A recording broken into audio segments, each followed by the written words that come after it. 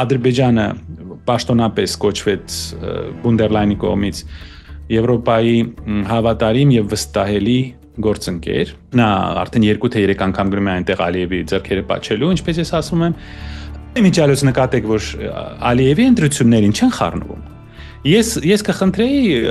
Տիկին Կալասին մեր հարևան ադրբեջանցի ժողովրդին էլ օգներ, նրանք էլ դեմոկրատական երկրում ապրեին եւ օրինակ մասնակցեն Ադրբեջանի ընտրություններում, իսկ ինչու չեն ուզում։ Հետաքրքիր է, երևի նավթ ու գազի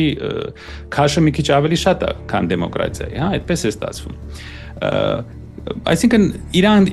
Ադրբեջանը իրանց գործընկերն է, Ադրբեջանի դաշնակիցը Իսրայելն է, որը Վաշինգտոնի տերն է։ Վաշինգտոնի արտաքին քաղաքականությունը որոշում է Իսրայելը, Նետանյահուն։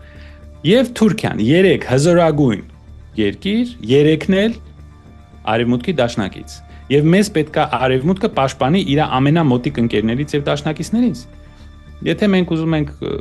խելագարի պես մտածել, կարող ենք, բայց աշխարհը դրանից չի փոխվի։